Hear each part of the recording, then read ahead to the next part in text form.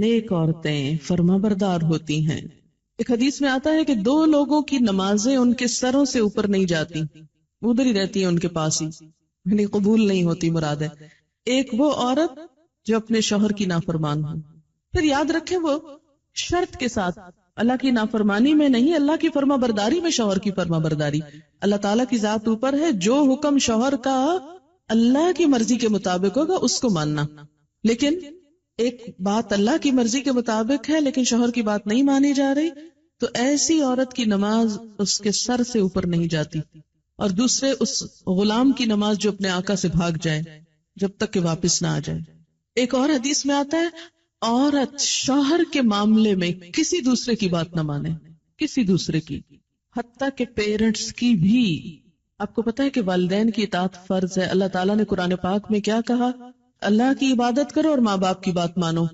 लेकिन जब एक औरत की शादी हो जाती है तो अब उसके लिए उसका असल घर कौन सा है? शौहर का घर है।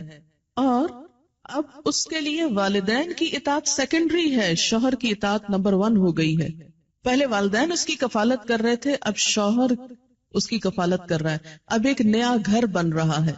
इसके डिसिप्लिन में क्या है कि बीवी शौहर की बात माने, ना कि मेके की डिक्टेशन लेती रहे रोज टेलीफोन पर। आजकल जितने कम्युनिकेशन के जराए बढ़ गए उतने ही मसाइल बढ़ गए। और उसकी एक बुनियादी वजह क्या है कि अच्छे मशवरे तो कम ही मिलते हैं, ज्यादातर टेलीफोन भी गीबत प्रमोट करने का जरिया बन गए कि उसमें जो गुफ्तगू होती है, कभी आप क्रॉस टॉकिंग किसी की सुने, बाज़-औक़ात नहीं दिल भी चाह रहा था मगर सुन रहे होते तो आप देखें कि लोग जो अमूमी तौर पे बातें कर रहे होते हैं वो क्या होती, उसने ये कर दिया, उसने वो कर दिया, उसका ये। तो शादी के बाद शौहर और बीवी को क्या चाहिए? बाहम एक दूसरे को एतमाद मिले, अपने मसले मसाइल बाहम हल करें। खुसूसन पेरेंट्स तक मामला कम से कम जाए, ना ही जाए तो अच्छा है, क्योंकि बहुत जज्बाती होते हैं ना माँ बाप बच्चों की मोहब्बत में, और बच्चियों से तो खास तौर पे बहुत प्यार होता है, इतने लाड से पाला होता है। जब वो देखते हैं कि बच्ची अगले घर में खुश नहीं तो उनकी सारी खुशियों पे पानी फिर जाता है। हालांकि बात क्या होती है, छोटी सी किसी बात पे औरतें जज्बाती होती है, जरा से शौहर से अनबन हो गई, झट शिकायत लगा दी माँ बाप को। अब क्या हुआ, वहां जो शौहर की इज्जत थी वो खाक में मिली, शौहर जो है वो और बागी हुआ कि मेरी इज्जत नहीं तुम्हारे मेके में। अब क्या है, पाबंदी लग गई कि माँ के घर नहीं जाना। फिर रोती औरतें आती, हमारे शौहर इतने जालिम हैं कि वो हमें माँ बाप के घर नहीं जाने देते। क्या ये जायज है इस्लाम में? बज़ाहिर तो वाकई ना जायज है, लेकिन कभी आप खोलते जाएं किताब तो पता चलेगा कि असल सबब क्या था कि माँ बाप से मिलना रोका गया। बहुत से केसेस में माँ बाप से शौहर सिर्फ इसलिए नहीं मिलने देते कि उल्टी पट्टियां पढ़ाई जाती। एक दफा औरत होके आती है मेके से तो मूड बदला हुआ होता है। तो ऐसी सूरत में असल हुक्म क्या है कि शौहर ज्यादा अहम है। अब उसकी बात मानना। और ये क्यों इतना सख्त डिसिप्लिन रखा गया? क्योंकि जब तक एक औरत की वफादारी उसके अपने घर से नहीं होगी, घर नहीं बनेगा। वो बात में उधर भागी जा रही है, ये घर खराब हो रहा है। अब उसकी अहमियत, उसकी ज्यादा अहम ड्यूटी क्या है कि अब वो नए घर की तामीर करे। इसलिए कि शौहर ने महर भी दिया है, घर दिया है, सब जरूरियात पूरी कर रहा है। अब आइंदा अल्लाह ताला ने एक नई नस्ल लानी है, उनकी तरबियत है, उनका काम है, इतनी जिम्मेदारियां आने वाली हैं। अब छोड़ो ध्यान पीछे का, अब आगे का सोचो। क़द्दिमू लिअन्फुसिकुम। तो इसलिए, और अल्लाह से बढ़कर हमारे लिए मेहरबान, हमारे लिए मोहब्बत करने वाला, 70 माओं से बढ़ के प्यार करने वाला और कौन हो सकता है? ये मशवरे वो हमको दे रहा है, ये रहनुमाई वो हमें दे रहा है, जो बज़ाहिर हमें कड़वी नजर आती है लेकिन इसी कड़वी गोली में शिफा है। बज़ाहिर इंजेक्शन तकलीफ दे होता है, उसका नाम सुन के ही हम बदमजा होने लगते हैं, लेकिन उसके बगैर सेहत नहीं हो सकती। फस्सालिहातु क़ानितातुन, दूसरी खूबी हाफिज़ातुल लिलग़ैब बिमा हफ़िज़ल्लाह। हाफिज़ात, हाफिज़ातुन की जमा, हाफिज हिफाजत करने वाला, हाफिजा हिफाजत करने वाली। ये कुरान के हाफिज भी है ना कि कुरान की हिफाजत कर दी उन्होंने। हिफ्स इसीलिए किया जाता है ना कि अगर किताब खत्म भी हो जाए कभी तो सीनों में मौजूद हो हिफाजत के लिए। तो हाफिजातुन हिफाजत करने वालियां हैं। किस चीज की हिफाजत करने वालियां हैं?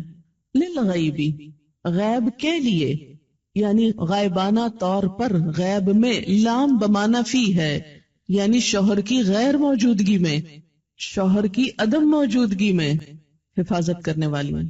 سب سے پہلے اپنی عزت کی، اپنی جان کی، اپنی شرم و حیا کی.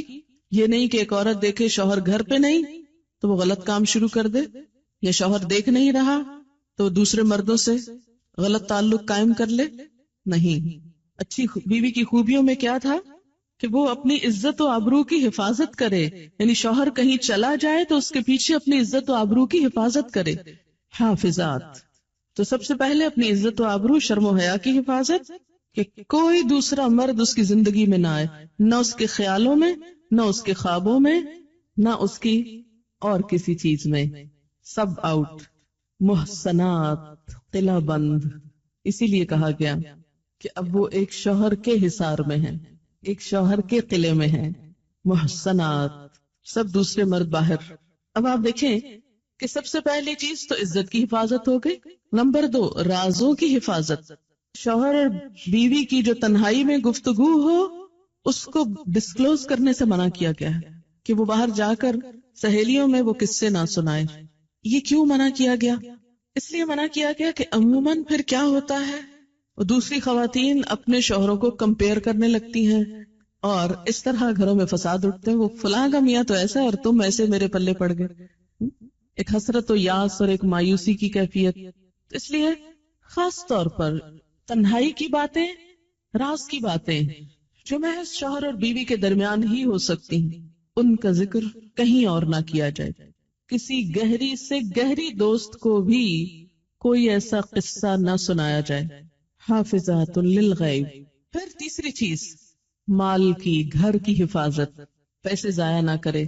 یہ نہیں کہ شوہر کے گھر، شوہر کے مال اور شوہر کی تنخواہ اور شوہر کی پراپرٹی میں سے چھپ چھپا کے میکے والوں کو مت بھیجتی رہے. بہت سے فساد اس وجہ سے ہوتے ہیں کہ سسرال کو دینے کے لیے تو نمبر 2 مال ہوتا ہے، اور میکے کو بھجوانے کے لیے پسندیدہ چیز. قدرتی بات ہے کہ انسان کی جو اٹیچمنٹ ہوتی ہے وہ ماں باپ سے بہت زیادہ ہوتی ہے. ایک ایسی خیرخواہی ہوتی ہے جس میں دنیا کی کوئی دوسری چیز شریک ہی نہیں ہو سکتی. ظاہر ہے جنہوں نے جنم دیا، جنہوں نے پالا پوسا، ان کے ساتھ محبت اور خیرخواہی کیسے نہ ہو، وہ تو ہوگی، لیکن اس کی بھی حدود ہیں. وہ حد سے آگے نہیں بڑھنی چاہیے کہ شوہر کما کے لائے اور ہر وقت عورت شکوا کرے، پورا ہی نہیں پڑتا، ہوتا ہی نہیں، ہے ہی نہیں، یہ بھی نہیں، وہ بھی نہیں، وہ بھی نہیں، اور پیسے بٹورتی چلی جائے اور ادھر سے چھپ چھپا کے دوسری طرف دیتی چلی جائے. نہیں. حتیٰ کہ فی سبیل اللہ بھی اگر عورت کو دینا ہے تو شوہر کی رضامندی ضروری ہے. یعنی شوہر کا مشورہ بھی ہونا چاہیے اس میں.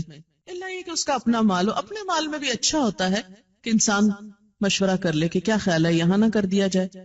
پیچھے وہ مہر کی بات ہوئی تھی نا کہ عورتوں کو ان کے مہر دے دو. اب عورت ایک مہر لے لے اور وہ کہے چونکہ میرا مال ہے جدھر مرضی خرچ کروں، تم کون ہو پوچھنے والے. نہیں، اس میں بھی ایک اچھے آئیڈیل گھر کی نشانی کیا ہے کہ باہم مشورے سے مال خرچ کریں.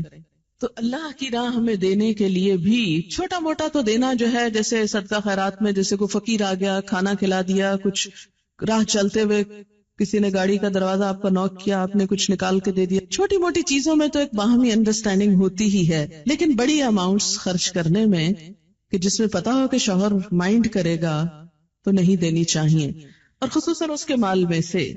اور اسی طرح میکے کو دیتے وقت بہت ہی احتیاط کی ضرورت ہے. کوئی بھی چیز دینا.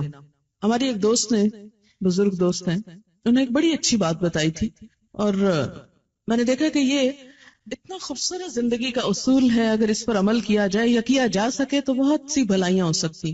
وہ کہتی ہیں کہ جب ہماری شادی ہوئی تو میں نے اپنے شوہر سے کہا، آج کے بعد آپ کے خاندان کو لک آفٹر کرنا میری ذمہ داری اور میرے رشتہ داروں کا خیال رکھنا آپ کی ذمہ داری. کہتی کہ اس طرح ہم دونوں کے خاندانوں میں بڑی محبت پیدا ہوئی. کہتی کہ میں نے اپنی ذمہ داری لی کہ میں سب تحفے تحائف اپنے سسرال کو دوں گی، اور میرے شوہر نے لی کہ وہ میرے بہن بھائیوں کو دیں گے. اب اس میں کیا ہے کہ دونوں ایک دوسرے کے خیال رکھ رہے ہیں. تو شوہر کو بہت خوشی ہوتی ہے جب اس کے بہن بھائیوں اور اس کے والدین اور اس کے رشتہ داروں کی کیئر کی جائے. اگر کوئی عورت شوہر کے دل میں جگہ بنانا چاہتی ہے تو اس کا بہترین نسخہ یہی ہے کہ اس کے رشتہ داروں، اس کے بہن بھائیوں کی قدردانی کریں، ان کا خیال رکھیں اور دل سے سنسیئر ہو جائیں ان کے لیے. اور اسی طرح بیوی کے لیے یہ بات بڑے اعزاز کی ہوتی ہے کہ اس کا شوہر اس کے بہن بھائیوں پیرنٹس کا خیال رکھے اور ان کے لیے تحفے تحائف یا کچھ بھی لین دین کا وہ اہتمام کرے.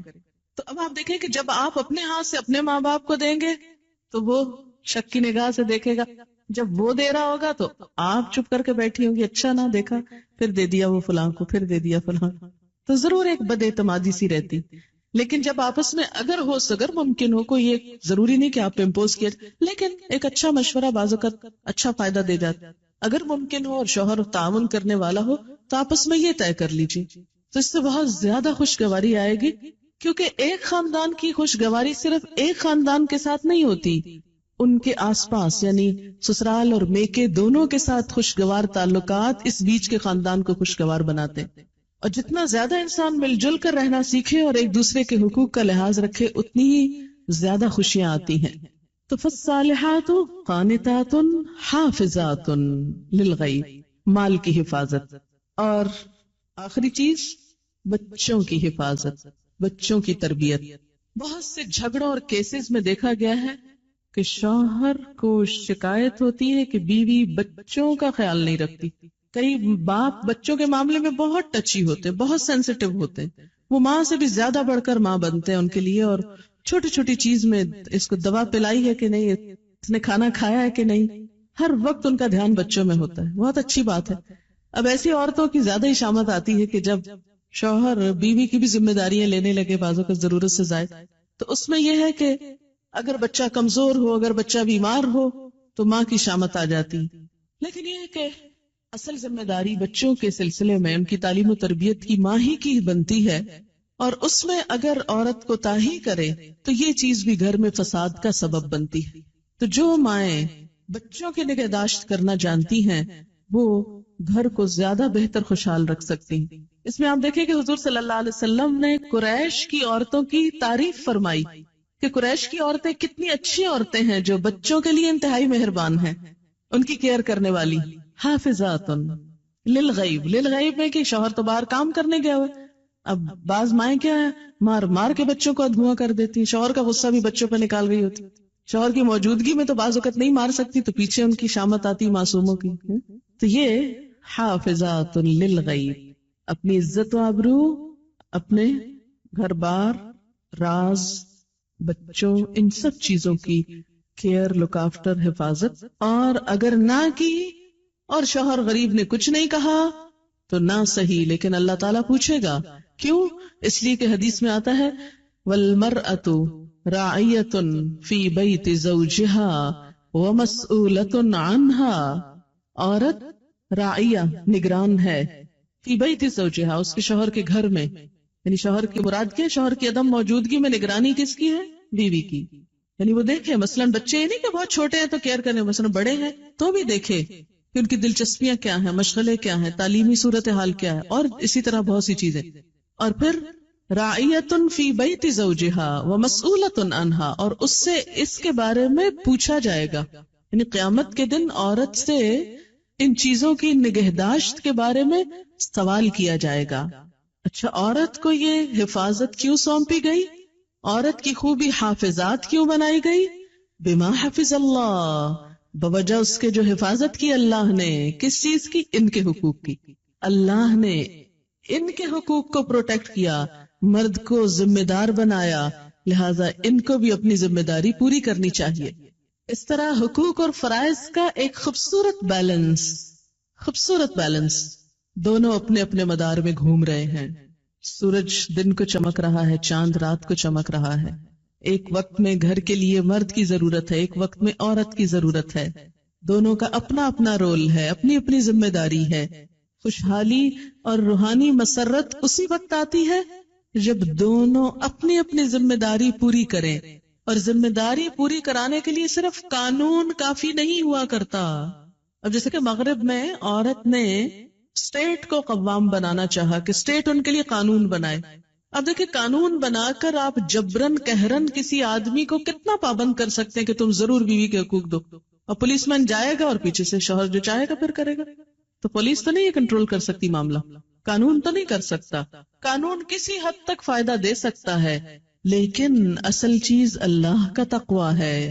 جب تک معاشرے کے اندر خدا کا خوف نہیں آتا، نہ ایک عورت وفادار ہو سکتی ہے اور نہ ایک شوہر ذمہ دار ہو سکتا ہے۔ واللاتی، اور وہ عورتیں، تخافون، تم ڈرتے ہو، نشوزہن، ان کی سرکشی سے۔ نشوز کا لفظی معنی ہوتا ہے بلندی، اٹھان، ابھار، ارتفاع، خصوصاً جب کسی چیز میں یہ اٹھان ہیجان کا نتیجہ ہو، ہیجان، غصے، غضب۔ وہ عورتیں، تم ڈرتے ہو ان کے اٹھان سے، ان کی سرکشی سے، ان کی بلندی سے۔ یعنی بلندی سے مراد یہاں کیا ہے کہ وہ شوہر کو یا اپنے سے حقیر سمجھتی ہے یا اپنے برابر کا سمجھتی ہے۔ ہمارے ہاں یہ جو ایکویلٹی کی بات آئی نا، اور ایکویلٹی کا تصور آیا، اس نے گھروں کو بہت نقصان دیا، کہ جب حقیقت میں وہ ایکول تھی نہیں، کیونکہ ایکول تو ہوتا ہے انسان اپنی ہی کلاس میں۔ اب آپ کہیں کہ بلی اور چوہا جو ہے وہ ایکول ہوں تو وہ کیسے ہوں؟ وہ بلی الگ چیز ہے، چوہا الگ چیز ہے، وہ اپنی اپنی کلاس ہے۔ اب اس کے اندر تو آپ ایکویلٹی ڈھونڈیں، اور دو چیزوں کو آپ کہاں سے ایکول قرار دے رہے ہیں؟ مرد مرد ہے، عورت عورت ہے، اس کی تو جو کیمسٹری ہے جسم کی وہی مختلف ہے، اس کے تو ٹشوز اور سیلز کی ساخت مختلف ہے۔ آپ کس کس چیز کو ایکول کریں گے؟ ہو سکتا ہی نہیں، کیونکہ دو مختلف چیزیں جو ہیں۔ لیکن معلوم نہیں کہاں سے ایکویلٹی کا درس شروع ہو گیا عورتوں اور مردوں کے درمیان، جو پاسبل نہیں تھا۔ یہ بالکل ایسے اگر آپ کہیں کہ یہ 5 انگلیاں ایکول ہونی چاہیے اور کھینچ تان کے سب کو ایک کر دیں، اور یہ تو نہیں ہو سکتا کہ چھوٹی کو لمبا کریں، یہ ضرور ہو سکتا لمبیوں کو کاٹ دیں، یہی ہوگا ایکول کرنے کا۔ اب آپ چاہیں آپ کے سب بچوں کے قد برابر ہو جائیں، اگر نہیں ہے کچھ کی گردنیں اڑا دیں، ایسی ایکویلٹی سے حاصل کیا ہوگا؟ ضرورت کیا اس ایکویلٹی کی؟ تو کسی عورت کا اپنے شوہر کو حقیر سمجھنا، یا اس معنی میں ایکول سمجھنا کہ گھر کی کنگڈم میں وہ اپنے آپ کو بالکل برابری کے اس طرح درجے پر رکھے، وہ للرجال علیہن درجہ کو کنڈیم کرے، اور شوہر کی کوئی بات چلنے نہ دے، اور کہ ہر بات اور ہر حکم میرا چلے گا، تو یہ نشوز ہوتا ہے۔ نشوز کا مطلب ہے اٹھنا۔ وہ پیچھے جو فالصالحات و قانتات ہے نا، تو قانتات میں کیا ہے؟ عاجزی، اور نشوز کیا؟ اس کا اپوزٹ۔ تو وہ عورت کا جو رول ہے سبمسو ہونے کا، وہ چھوڑ کر وہ دوسرا رول ادا کرنے لگے۔ اچھا آپ دیکھیں کہ جب سے ہمارے معاشرے میں بہت ایجوکیشن کا رواج ہوا، اور خیر ایجوکیشن تو پہلے بھی تھی، لیکن ہمارے یہاں ایجوکیشن کا مفہوم بدل گیا، ایجوکیٹڈ ہونے کا۔ ایسا نہیں تھا کہ ہماری نانیاں اور دادیاں صرف جاہل محض تھیں، وہ بھی ایجوکیٹڈ تھی، لیکن کسی اور طریقے کی، اور گھرداری اور خاندانی معاملات میں وہ ہم سے زیادہ ایجوکیٹڈ تھی۔ اسی لیے انہوں نے جس طرح زندگیاں نبھائیں اور جتنی خوشگوار زندگیاں پیش کی، وہ ہماری ینگر جنریشن میں دور سے بھی نہیں ہے۔ اس میں بنیادی خوبی کیا تھی کہ عورت نے اپنے آپ کو عورت سمجھا، اور شوہر کو مرد سمجھتے ہوئے اسے مرد کا درجہ دیا، اور قوام ہوتے ہوئے شوہر نے اپنی ذمہ داری پوری کی اور عورت نے اس کے مقابلے میں اپنی ذمہ داری پوری کی، لہٰذا ایک گھر گھر رہا۔ اسی لیے ان کے اندر وہ طلاقوں کا ریشو نہیں ہے جو اب نئی جدت کے ساتھ آ رہا ہے۔ اب آپ دیکھیں کہ جب یہ کیفیت آئی نئی تعلیم کی، تو اس میں کچھ اسباب کیا تھے؟ جیسے آپ دیکھیں ہمارے ہاں پرائمری لیول سے ہی ایجوکیشن میں کیا ہے؟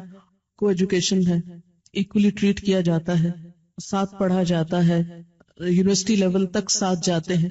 تو اس میں وہ جو پھر اس کے بعد اگر شادی ہوتی ہے تو وہ جو ایک شوہر کو شوہر کا مقام دینے کی بات ہے، وہ للرجال علیہن درجہ، وہ گھر کی اسٹیٹ میں ان کو ہیڈ ماننے کی، وہ ماننا انتہائی مشکل ہو جاتا ہے، اس کا تصور ہی ختم ہو جاتا ہے۔ لہٰذا اب شوہر یعنی بیوی تو اس تک نہیں پہنچی، لیکن شوہر کو نیچے لایا گیا۔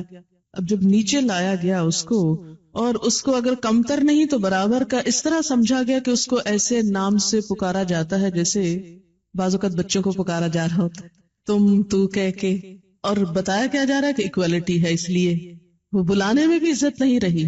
اب دیکھیں کہ یہ رویے ہم معاف کیجیے گا اگر آپ میں سے کوئی بہت ہی فرینک ہے، فری ہے، تو ضرور رہیے، لیکن جو ایک صورتحال ہونی چاہیے میں اس کی بات کر رہی ہوں۔ آپ ٹوٹلی ڈس ایگری بھی کر سکتے ہیں، لیکن مجھے تو حق بتانا ہے، شرمانا نہیں ہے۔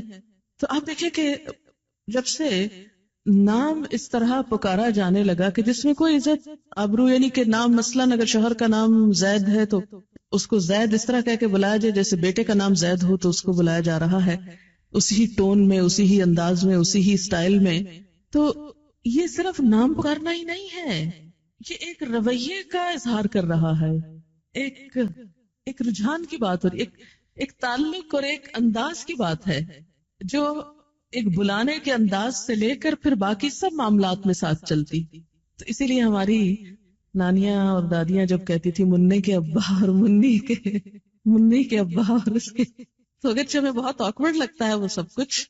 پھر ایک جنریشن تو منی کے ابا کہتی تھی، اگلی کہتی صاحب کا ساتھ نام لگاتی تھی، شوہر کے نام کے ساتھ صاحب. اب اگلی جنریشن نے صاحب بھی اڑا دیا، اور معلوم ہی آئندہ کیا ہونے والا ہے. ہو سکتا ہے نک نیم سے پکارا جانے لگے، اور شاید پکارا بھی جاتا ہو. ٹھیک ہے، اگر آپس میں فرینکنیس ہے تو کوئی حرج نہیں.